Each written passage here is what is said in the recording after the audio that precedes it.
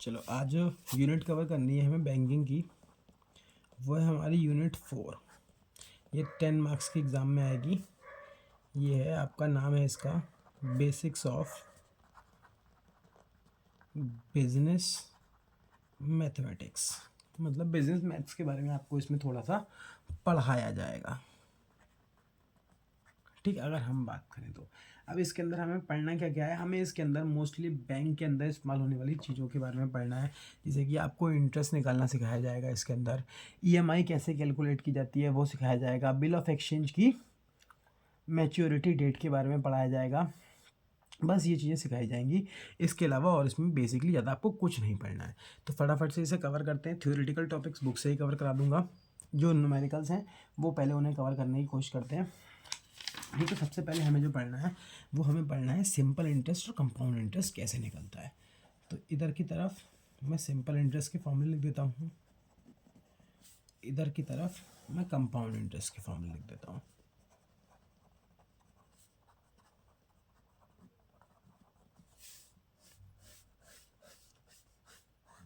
ठीक, तो अब ये निकलेगा कैसे, तो फटाफट बता देता हूँ। ठीक, तो सिंपल इंटरेस्ट में अगर हमें इंटरेस्ट निकालना है, ऐसा ही निकालना है, तो बचपन वाला फॉर्मूला है P into R into T upon 100। ठीक, P से प्रिंसिपल, मतलब जो पैसा आपने बैंक से लिया या बैंक को दिया, इसमें रेट मतलब परसेंटेज, टी का मतलब होता है टाइम। ठीक, तो सेम फॉर्मूला होता है। और कंपाउंड इंटरेस्ट में भी अगर हम बात करें इंटरेस्ट निकालने का, सेम फार्मूला होता है B into R into T upon 100। अगर मैं बात करूँ सेविंग इंटरेस्ट में, सेविंग इंटरेस्ट में जो अमाउंट निकालने का फॉर्मूला होता है, सिंपल इंटरेस्ट में सॉरी, वो आपका होता है प्रिंसिपल प्लस इंटरेस्ट। लेकिन यहाँ पे जो अमाउंट निकालने का फॉर्मूला होता है वो चेंज हो जाता है आपका, वो होता है principal into 1 plus R upon 100 की पावर एन। अब इस एन को लेके बहुत समस्याएं हैं। क्या समस्या है, अगर आप बैंकिंग की बुक को कवर करेंगे तो ये एन कहता है कि हमें वीक्स के हिसाब से लेना है। मतलब वीक के हिसाब से, जैसे 3 साल का लोन अगर आपने दिया तो 3 साल में अगर हम बात करें, तो अगर आप बात करो क्वार्टर के हिसाब से लेना है, एक साल में 4 क्वार्टर होते हैं, तो 3 में 12 होगा, तो 12 होना चाहिए। लेकिन अगर मैं सीबीएसई की आंसर की में जाता हूँ तो यहाँ पे 3 साल का 3 ही लिखा हुआ है। तो हम आंसर की के अकॉर्डिंग आगे बढ़ते हैं। सही तरीका कायदे में यही होता है कि आप यहाँ पे क्वार्टर्स लगाएं, जितने भी क्वार्टर हों। मतलब क्वार्टर लगाने का, ऐसे 3 साल है तो 3 साल में अगर आपके 12 क्वार्टर हैं तो 12 लगाएंगे, 5 साल हैं तो 5 साल में 5 इंटू 4 20 क्वार्टर हैं तो 20 लगाएंगे। लेकिन एग्जाम के पॉइंट ऑफ व्यू से आप यहाँ पे जितने साल दे रखे होंगे डायरेक्टली वो साल ही फिट कर देंगे। तो आपका अगर मैं बात करूँ तो अमाउंट निकालने का यही हमारा इसमें फॉर्मूला होता है। ठीक, तो अब इसको थोड़ा सा समझ लेते हैं क्या सीन है, तो बड़े प्यार से समझ में भी आ जाएगा। यहाँ पे चलते हैं आगे, एक एग्जांपल के बेस पे समझा देता हूँ, फिर क्वेश्चन करा देता हूँ। सेम एग्जांपल लेते हैं। मान लो तुमने बैंक में जमा करे 10 लाख रुपए। सिंपल इंटरेस्ट का चल रहा है यहाँ पे एसआई, और यहाँ पे आपका कंपाउंड चलेगा। ठीक, पहले एसआई समझ लेते हैं। ठीक, रेट मान लेते हैं 10% है, और तुमने जमा करे पैसे 3 साल के लिए। तो तुमसे पूछा गया है क्वेश्चन में कि इंटरेस्ट निकालो। तो interest into P into R into T upon 100, आप ऐसे फॉर्मूला लिखेंगे। फिर उसके बाद पूरा लिखेंगे कि ये हमारा पी है, ये हमारा आर है, ये हमारा टी है। एक्सप्लेन करोगे अच्छे से, मतलब सही से साथ साथ लिख के आओगे। उसके बाद कुछ नहीं करोगे, बस 10 लाख इंटू 10 इंटू 3 अपॉन 100। एक जीरो से एक गया, एक से एक गया, तो आपका इंटरेस्ट निकल के आ गया 3 लाख। ये तीनों साल का निकल के आ गया। मज़ेदार बात ये, सिंपल इंटरेस्ट में हम इकट्ठा निकाल सकते हैं, क्योंकि इसमें अगर हम बात करें ऑन बेसिस डिपॉजिट पे ही इंटरेस्ट लगता है। ठीक, तो ये हमारा इसमें निकल आता है। अब अगर मैं इसके बाद इसमें अमाउंट निकालूंगा तो मेरा फॉर्मूला शॉर्ट में लिख रहा हूँ प्रिंसिपल प्लस इंटरेस्ट। प्रिंसिपल था मेरा 10 लाख प्लस 3 लाख, 3 साल बाद मुझे पैसा मिलेगा 13 लाख रुपए। अब मैं कंपाउंड इंटरेस्ट में सेम एग्जांपल को लेके चलता हूँ। मेरा प्रिंसिपल मतलब जो मेरा डिपॉजिट था वो अभी भी कितना है, 10 लाख का है। इंटरेस्ट रेट मेरा अभी भी 10% है, पर एनम। ठीक, टाइम जो है वो अभी भी 3 साल है। तो अगर कंपाउंड इंटरेस्ट निकालूं तो कंपाउंड इंटरेस्ट हमसे ये भी कहा सकता है कि ईयरली निकालो आप या क्वार्टरली निकालो। तो उसके बेस पे मैं पहले आपको दिखा देता हूँ कि क्वार्टरली कैसे निकाला जाता है। ठीक, क्वार्टरली आप अगर फर्स्ट क्वार्टर का निकालोगे, नेक्स्ट पेज पे इसी को कंटिन्यू करूँगा। ठीक, अगर आप फर्स्ट क्वार्टर का आप इंटरेस्ट निकालते हो तो फर्स्ट क्वार्टर का आपका इंटरेस्ट निकलेगा P into R into T upon 100 के हिसाब से। प्रिंसिपल आपका है 10 लाख इंटू रेट है 10 अपॉन 100। अब क्वार्टर निकाल रहे हो तो एक क्वार्टर में होते हैं 3 महीने और साल में होते हैं 12। तो अकाउंट्स वाली बात 3/12। ठीक, 3 1 जा 3 4 जा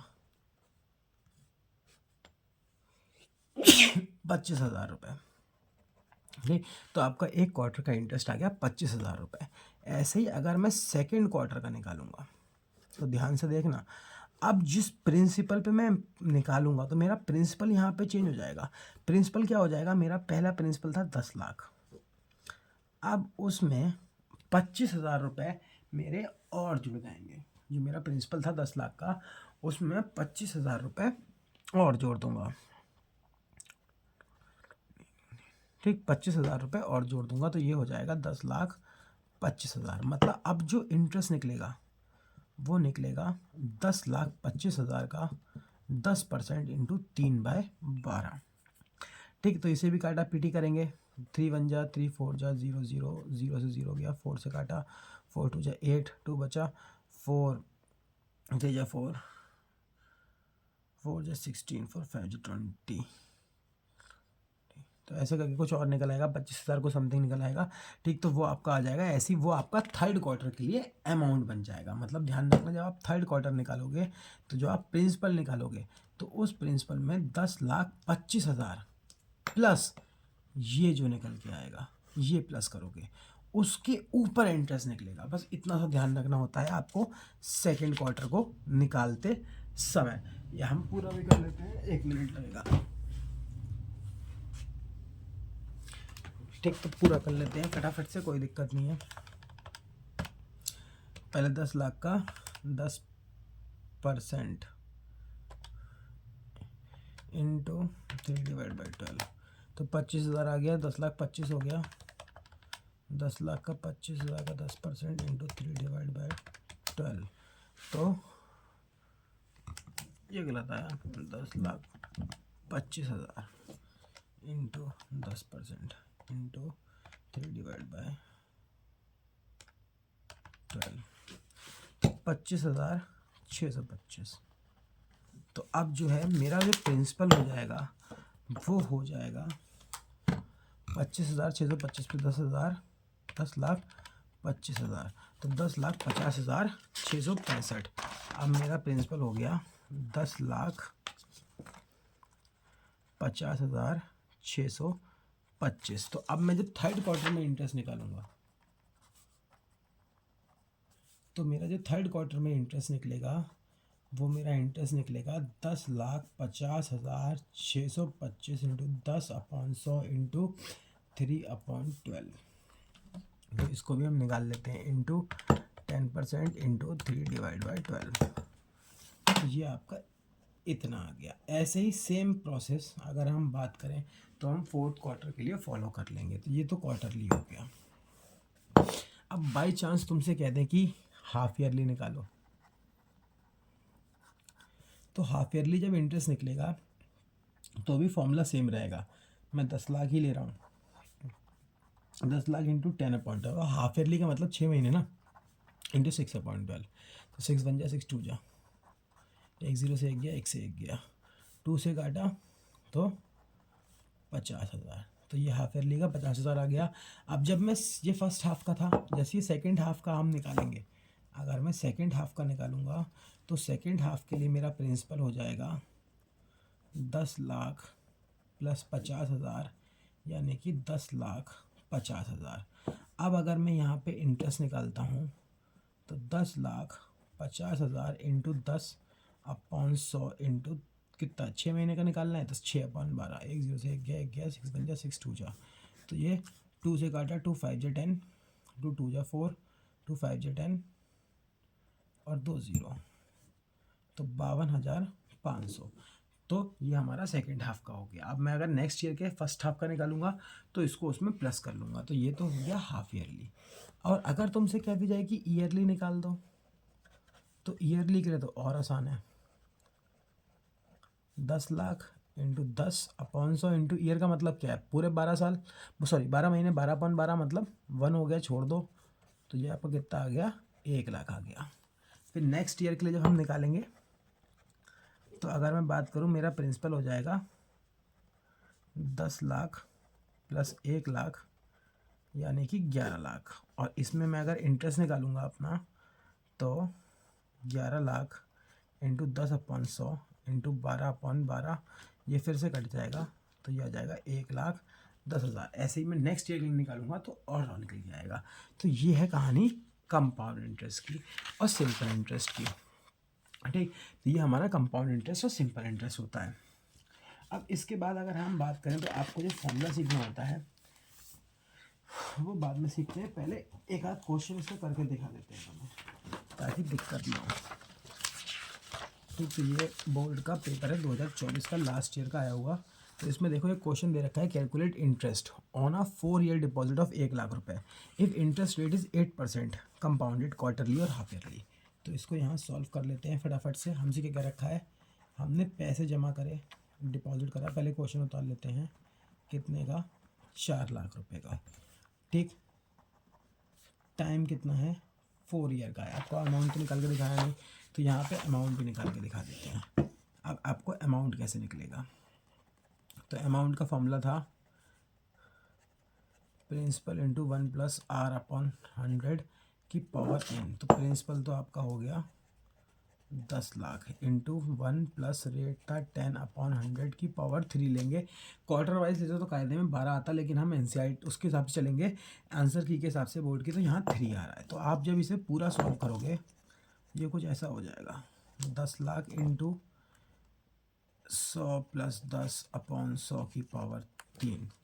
ठीक, इसे और आगे सॉल्व करें हम, तो 10 लाख इंटू 110/100 की पावर 3।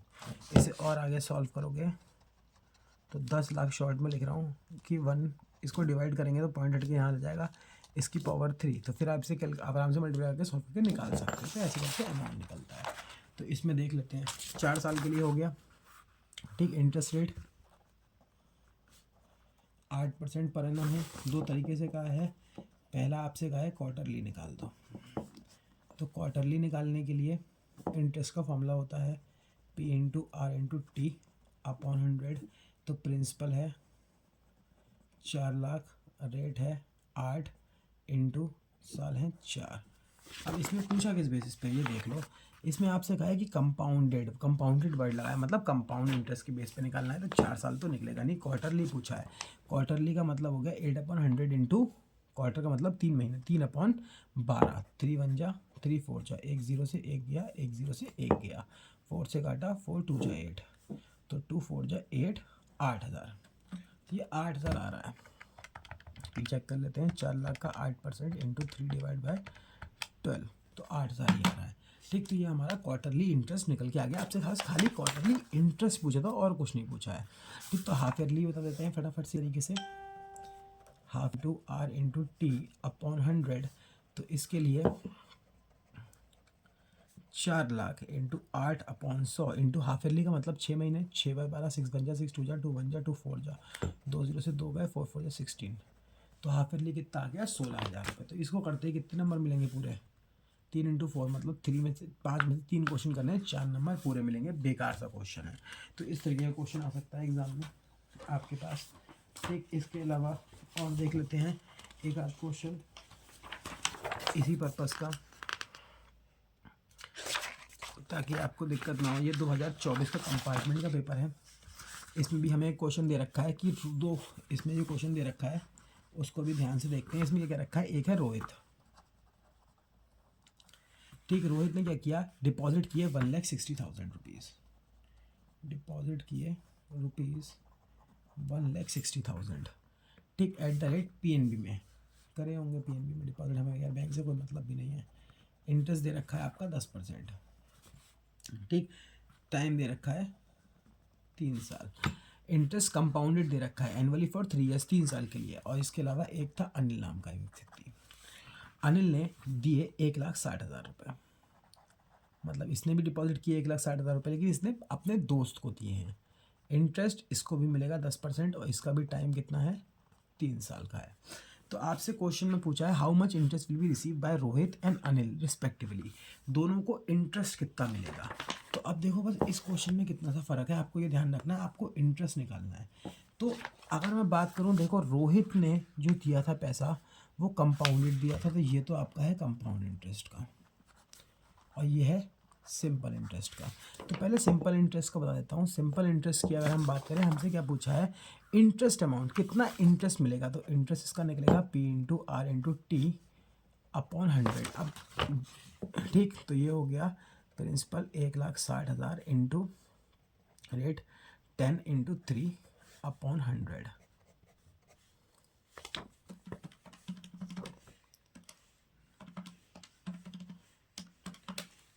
तो ये हो गया 48,000, तो इसे मिलेगा 48,000 इंटरेस्ट। अब इसका इंटरेस्ट नहीं निकाल सकते हम डायरेक्ट, क्यों नहीं निकाल सकते, क्योंकि इंटरेस्ट आपको इकट्ठा पूरे 3 साल का चाहिए यहाँ पे, ठीक। कहा नहीं है क्वेश्चन में, लेकिन निकलता 3 साल का, ये तो 3 साल का निकालना है। क्वार्टरली निकालने का यहाँ पे बेसिक नहीं है, या हाफ ईयरली निकालने का इसका कोई मतलब नहीं, क्योंकि ना क्वार्टरली आपसे कहा है ना हाफ ईयरली आपसे कहा है। तो आप जो है उसका ईयरली बेसिस पे निकालोगे। तो ईयरली बेसिस पे निकालने के लिए पहले मुझे इसका अमाउंट निकालना पड़ेगा। अमाउंट का फॉर्मूला होता है प्रिंसिपल इंटू 1+R/100 की पावर n। तो प्रिंसिपल है 1,60,000 इंटू 1+10/100 की पावर 3।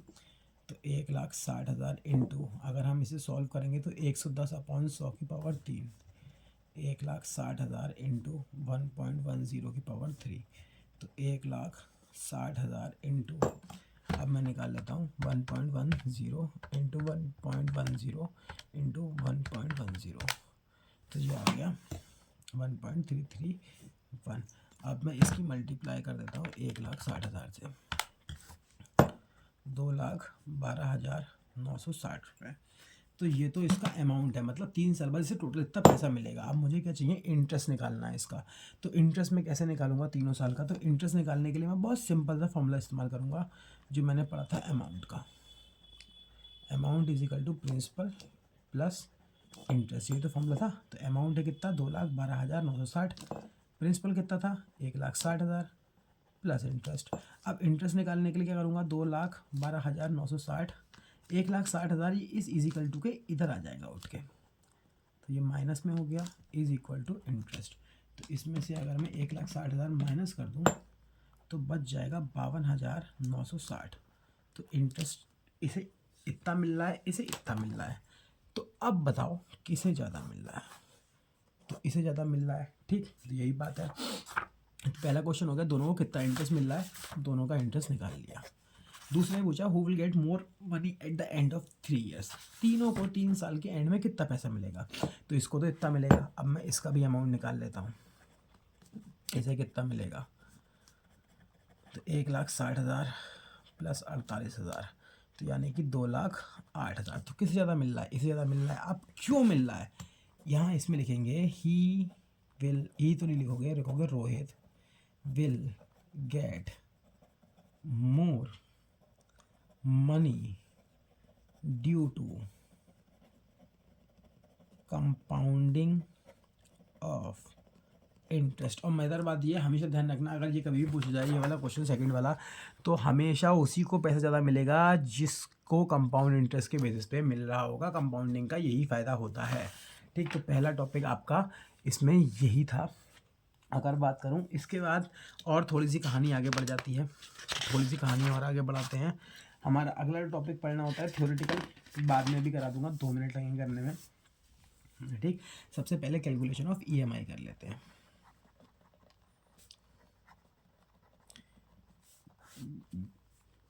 ठीक, तो ईएमआई कैसे कैलकुलेट करेंगे, ईएमआई की फुल फॉर्म पता होनी चाहिए पहले तो आपको एग्जाम के लिए। इक्विटेड मंथली इंस्टॉलमेंट, तो इसकी फुल फॉर्म ध्यान रखना बहुत अच्छे से। ठीक है, अब ईएमआई का फॉर्मूला क्या होता है? तो ईएमआई का बहुत बड़ा सा फॉर्मूला है, याद कर लो। हो सकता है खाली कभी कभार एक आध बार इसमें क्वेश्चन पूछा गया, इसमें ईएमआई का खाली 1 नंबर है, फॉर्मूला ही पूछा गया एमसीक्यू में। ठीक है, क्वेश्चन बना के दे दिया 1 नंबर वाले क्वेश्चन में, तो ऐसा भी हो सकता है। तो उसके लिए आप जो है अच्छे से कर लेना, फॉर्मूला याद हो जाएगा, 1 2 बार 2 3 बार लिखोगे तो याद हो जाएगा, कोई इतना बड़ा खास फॉर्मूला नहीं है। ठीक, तो फॉर्मूला है क्या? सबसे पहले बड़ा ब्रैकेट बनाओ, फिर एक छोटा ब्रैकेट बनाओ, प्रिंसिपल पी मतलब इनटू R अपॉन 1200 ब्रैकेट बंद, फिर दूसरा ब्रैकेट 1 प्लस R अपॉन 1200 की पावर n, और फिर ब्रैकेट बंद। उसके बाद नीचे आप अगर आप आओगे तो एक बड़ा ब्रैकेट फिर एक छोटा bracket 1 plus R upon 1200 bracket 1 minus 1। ठीक, तो ये आपका इसका फॉर्मूला होता है, P principal, R rate, N time. P principal, R rate और N जो होता है वो टाइम होता है। अब टाइम से रिलेटेड कुछ लिखना है क्या? नहीं, टाइम यहाँ पे टाइम नहीं है, यहाँ टाइम का मतलब है नंबर ऑफ इंस्टॉलमेंट, कि हम कितनी इंस्टॉलमेंट में लोन को पे करना चाहते हैं। तो फॉर एग्जांपल एक क्वेश्चन इसका भी कर लेते हैं। ठीक है, आपने मान लेते हैं लोन लिया कितने रुपए का? 60,000 रुपये का। ठीक, और तुम्हारा इंटरेस्ट जो है वो डिसाइड हुआ 10% पर एनम। ठीक है, मंथली ठीक है, 10% पर एनम आपको देना है। तुम इसमें जो इंस्टॉलमेंट देना चाहते हो वो 10,000 रुपये की देना चाहते हो। ठीक, और चाहते हो नंबर ऑफ इंस्टॉलमेंट जो हों वो खाली कितनी होनी चाहिए? 6 होनी चाहिए। तो अब क्या करेंगे, हम इस फॉर्मूले में इसे फटाफट से डाल देंगे, हमारा इजीली निकल के आ जाएगा, हमें ज़्यादा मेहनत नहीं करनी है। तो फॉर्मूला क्या है? ईएमआई बड़ा ब्रैकेट छोटा bracket P into R upon 1200 bracket बंद, फिर ब्रैकेट खोलेंगे एक और 1 प्लस R अपॉन 1200 की पावर n, फिर ब्रैकेट बंद। उसके बाद अगर हम बात करें तो नीचे बड़ा ब्रैकेट छोटा bracket 1 plus R upon 1200 bracket बंद माइनस 1, तो ये आ गया। तो इसमें अगर मैं बात करूँ प्रिंसिपल मैंने कितना है? 60,000, रेट कितना है? 10, तो 1200, 1 प्लस R कितना है? रेट 10 अपॉन 1200, n कितना है? Number of installment 6 upon 1 plus 10 upon 100 minus 1। तो आप जब इसे पूरा सॉल्व करोगे तो आपका आंसर निकल के आ जाएगा 10,293, 293। इतने की आपको इंस्टॉलमेंट पे करनी होगी। कैलकुलेटर से सॉल्व करोगे तो आ जाएगा। ठीक, तो एक टॉपिक इसके अंदर ये पढ़ना होता है। इसके अलावा अगला टॉपिक जो इसके अंदर आपको अच्छे से कवर करना है, बहुत अच्छे से, वो कवर करना है आपको maturity of bills of exchange.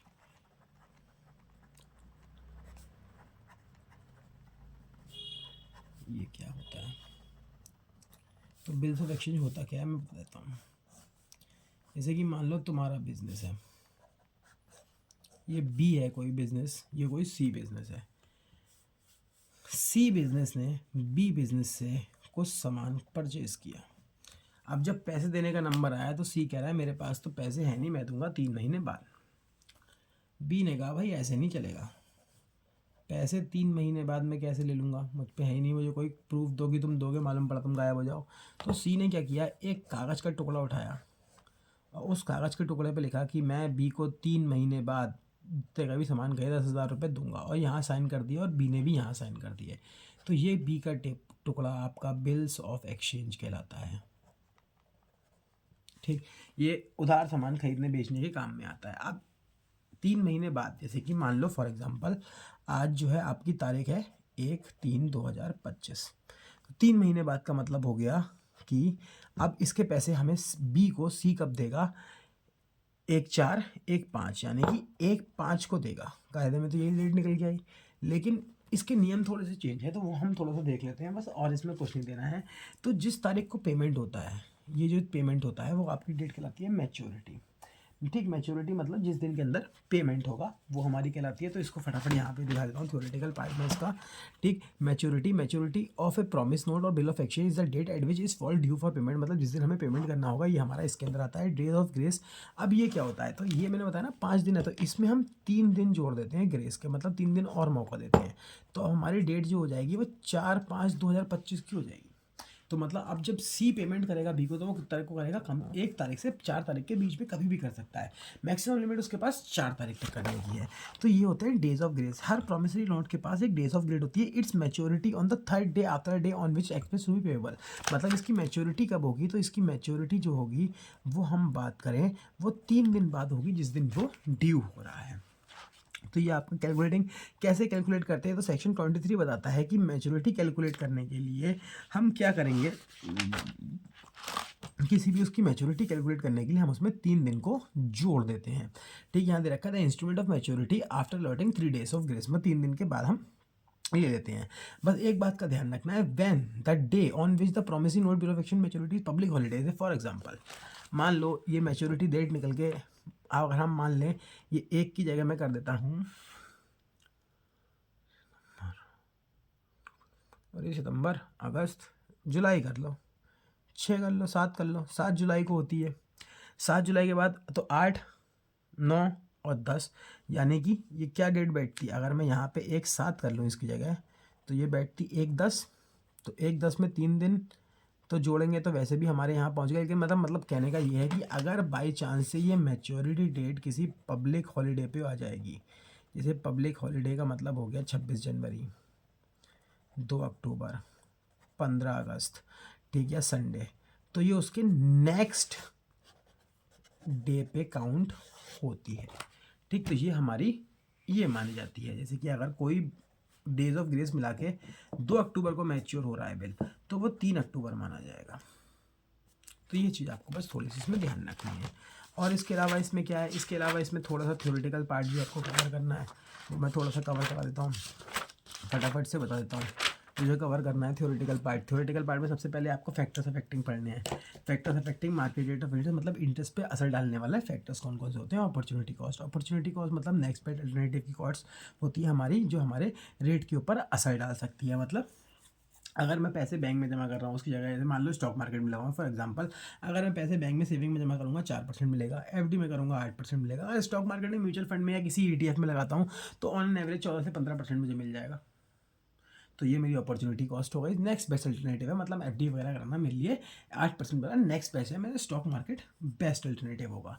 तो हम ये मान के चलेंगे। इन्फ्लेशन, महंगाई की वजह से भी हमारे प्राइस के ऊपर बहुत, मतलब इंटरेस्ट रेट के ऊपर असर पड़ता है। जैसे महंगाई होगी उस हिसाब से आरबीआई अपनी क्रेडिट कंट्रोल पॉलिसी को लागू करेगा, कंपल करेगा इंटरेस्ट को, तो वो इसमें आ जाएगा आपका। Demand and supply of money की डिमांड एंड सप्लाई भी क्रूशियल फैक्टर होती है। मतलब जितनी ज़्यादा डिमांड होगी उतनी ज़्यादा ऑब्वियस सी बात है रेट्स हाई होंगे, और जितनी कम डिमांड होगी उतने रेट्स कम होंगे। बोरोवर डिफ़ॉल्ट्स, अगर रिस्क होता है हमें, जिसको इंसान को हम लोन दे रहे हैं कि वो बैंकरप्ट हो जाएगा या लोन रिपे नहीं कर पाएगा, तो हम उससे ज़्यादा इंटरेस्ट चार्ज करेंगे। लेंथ ऑफ टाइम, जितना कम समय होगा, शॉर्ट टर्म आर लेस इसकी from the point of view of default and exposure to inflation because near future is easy to predict. मतलब शॉर्ट टर्म जो होते हैं उसमें हम इंटरेस्ट कम चार्ज करते हैं, लेकिन short term interest are lower than long term interest. ये क्वेश्चन पूछा गया है, तो ये ध्यान रखना, शॉर्ट टर्म की जो रेट्स होते हैं वो लॉन्ग टर्म से कम होते हैं। क्यों? क्योंकि शॉर्ट टर्म में आप प्रेडिक्ट करना आसान है कि कल क्या होगा, परसों क्या होगा, लेकिन लॉन्ग टर्म में क्या पता 5 साल बाद क्या होगा, 10 साल बाद क्या होगा। तो इसलिए इसमें इंटरेस्ट रेट कम होता है। गवर्नमेंट इंटरवेंशन, कभी कभी गवर्नमेंट भी जो है वो इन्फ्लुएंस करती है हमारे रेट्स को, ये ऑब्वियस सी बात है। ऐसे अभी ही रेपो रेट चेंज कर दिया गया, तो उसकी वजह से एफडी के ऊपर रेट चेंज अभी नहीं हुआ है, हो जाएगा एक आध दिन में। ठीक, डिफ़ॉल्ट ऑन पेनल इंटरेस्ट अगर मैं बात करूं, अगर हम पेनल इंटरेस्ट पे नहीं कर पाते हैं तो उसके ऊपर भी हिसाब किताब बैठता है। ठीक, इसके अलावा बात करें सिंपल इंटरेस्ट और आपके कंपाउंड इंटरेस्ट के बीच डिफरेंस पूछा गया है, तो वो नॉर्मली आप लिख सकते हो सिंपल इंटरेस्ट हर साल जो है वो सेम मिलेगा, कंपाउंड इंटरेस्ट जो है हर साल चेंज हो जाएगा। कंपाउंडिंग की वजह से हमें ज़्यादा इंटरेस्ट मिलेगा, हमें ज़्यादा बेनिफिट मिलेगा, हमारी इन्वेस्टमेंट ज़्यादा बढ़ के हमें मिलती है। फिर इसके बाद फिक्स और फ्लोटिंग रेट ऑफ इंटरेस्ट आता है। ये क्या होता है? फिक्स इंटरेस्ट रेट वो इंटरेस्ट रेट होता है जो लोन पे अप्लाई होता है। Deposit remain constant unchange from the beginning till the maturity of loan. मतलब मैंने आज लोन लिया और 10 साल बाद जब मैं रीपे करूँगा तब तक मैं सेम इंटरेस्ट का ही दूंगा। 10 लाख का लिया 10% पे, तो 1 लाख रुपए मैं हर साल दूंगा ही दूंगा 10 साल तक, क्योंकि वो फिक्स है। लेकिन फ्लोटिंग में क्या चेंज होता है? फ्लोटिंग में जो जैसा नाम बता रहा है, interest rate varies from the market condition. Market की कंडीशन के अकॉर्डिंग आरबीआई रेपो रेट कम कर देगा, बढ़ा देगा तो मेरा बढ़ जाएगा, कम कर देगा तो भाई कम हो जाएगा, तो ये उसके बेस पे बैठता है। ठीक है, तो ये हमारा फ्लोटिंग रेट ऑफ इंटरेस्ट होता है। बस इतना सा पढ़ लेना। फिर ड्रॉबैक क्या होता है ये ध्यान रखना। Drawback of floating interest is uneven nature of monthly installment. इसमें मंथली इंस्टॉलमेंट का अनइवन नेचर होता है। हो सकता है मैं इस महीने का मैं इंस्टॉलमेंट गई हो, इंटरेस्ट रेट बढ़ने की वजह से अगले महीने मेरी ईएमआई ज़्यादा चली जाए, तो ये खतरा रहता है इसके अंदर। This makes difficult to budget with floating interest rate home loans. मतलब इसमें हमें दिक्कत आती है अपने घर का बजट मेंटेन करने में या होम लोन का बजट मेंटेन करने में। हर इंडिया में जो बैंक है वो अपना बेस रेट डिसाइड करता है कुछ फैक्टर्स के अकॉर्डिंग, जो हमारा आरबीआई बताता है। बेस रेट क्या होता है? बेस रेट की अगर बात करूँ मैं, तो बेस रेट हमारा वो रेट होता है जिस रेट पे यहाँ लिखा भी है, अब bank base rate is normally the minimum rate of interest that the bank will charge from any borrower. मतलब अगर बैंक मुझे लोन दे रहा है तो मुझे किसी ना किसी परसेंटेज पे दे रहा होगा, तो वो परसेंटेज बेस रेट कहलाती है। ठीक है, ये हमारा इसमें होता है। ये बेस रेट आरबीआई की गाइडलाइंस के अकॉर्डिंग हर बैंक अपना अलग अलग निकालता है। इसके अलावा मैं बात करूँ तो एक आया होता है हमारा MIBOR, ये लिखा है। ये क्या होता है? Mumbai inter bank offered rate होता है। ये वो रेट होता है जिस रेट पे, this is the rate at which banks in Mumbai offer loans to one another. जिसमें मुंबई के अंदर जितने भी बैंक्स हैं वो एक दूसरे को जिस रेट पे लोन देते हैं वो हमारा MIBOR आता है। अब मजेदार बात क्या है MIBOR में और BR में, दोनों में फ़र्क क्या है? इसके बीच में ये फ़र्क है, BR जो है डेली चेंज नहीं होता, लेकिन MIBOR जो है वो डेली बेसिस पे चेंज होता है डिमांड और सप्लाई के अकॉर्डिंग। ठीक, ये हो गया हमारा इसके अंदर। तो ये डिफरेंस जरूर अच्छे से पढ़ लेना। इसके अलावा इसमें थ्योरेटिकली में कुछ ज़्यादा नहीं है। सेविंग बैंक पे इंटरेस्ट निकालने का है, तो सेविंग बैंक का इंटरेस्ट का फॉर्मूला सेम रहता है, P/N/R। N का मतलब यहाँ पे T ही है, टाइम ही है। आप टाइम की जगह अगर N यूज़ करोगे तो ज़्यादा बेटर माना जाएगा। ठीक, तो ये आपका था इसका चैप्टर नंबर 4 या हम कहें यूनिट नंबर 4 बैंकिंग की।